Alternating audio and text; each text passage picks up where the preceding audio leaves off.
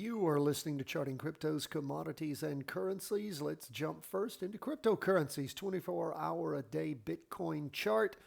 We can see where Bitcoin hit its high of highs. Last week, that was week beginning the 2nd of December, a high of 103,647. Right now, Bitcoin is sitting, well, this week it has hit a high of 101,271. Now, as we look at right now, it's at $97,058. We can see that we have red volume. All that means is that this week's candle opened lower than the prior week's candle, and we're nowhere near the top here. Don't have a lot of volume this week either for Bitcoin. We look at the 2-day chart, not a lot of volume. Did have crazy volume back on the 4th and 5th of December, and then it has slacked off significantly since then. We look at the 195-minute chart. We can see where over the last many candles things have been devolving and slowly but inexorably moving through that weekly trend line. Doesn't mean it can't bounce back again. Right now, Bitcoin just down for the day 0.43%. Again, you know, Bitcoin tends to move up and then it digests those gains, can pull back some, and then take off again, particularly after this crazy climb after the Trump election. What's up with Ethereum? Ethereum, you know, has been jamming up to last week the high of, let's see, it's not the high of highs, though. We talked about that before. Last week we went and backtracked on that. But the high, $4,097.40.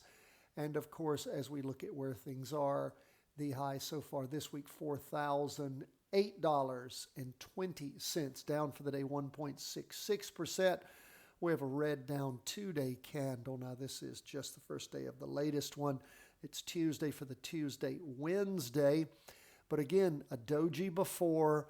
Don't have a lot of volume here. The last big volume was back on the 4th of December.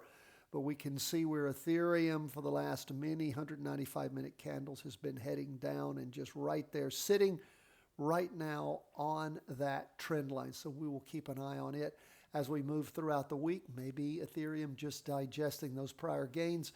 Bitwise, this is back to ETFs. This is an ETF.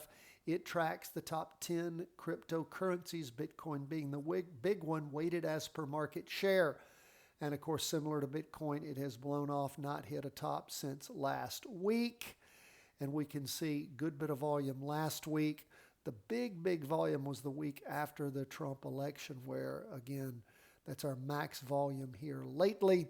And of course, things tracked up for the following 3 weeks. Really strong. Sort of a rest week maybe this week, maybe blowing off some steam, digesting some of those gains. We'll see as we continue out through this week on through the end of the year and then into the beginning of 2025. What kind of year will it be for Bitcoin and the other cryptocurrencies? Let's go to our commodities. We've got about 5 of those to go through. Sugar cane, of course, used in so many things. Where is it? Well, as we've said several times since it peaked back in September.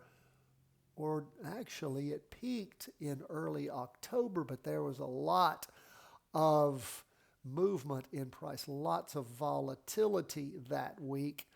And since then, we've seen, that was the week beginning the 7th of October, we've seen sugar just sliding down.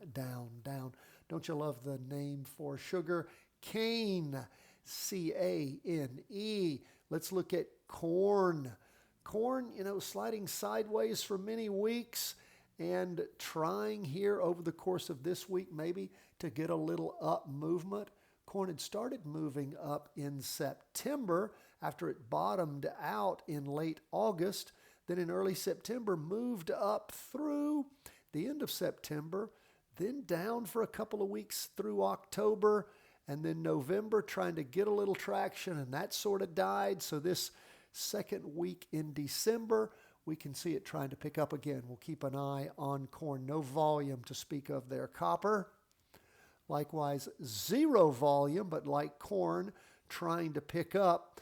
We had 3 down weeks, really one strong down week, and then sort of sliding sideways since then for the last 3 weeks, and now trying to get up some. Silver, same kind of thing. Silver headed over after it peaked back in the week beginning the 21st of October. Then we had a green spinning top, then silver down strong for 2 weeks and continuing on a little bit on for another 2 weeks.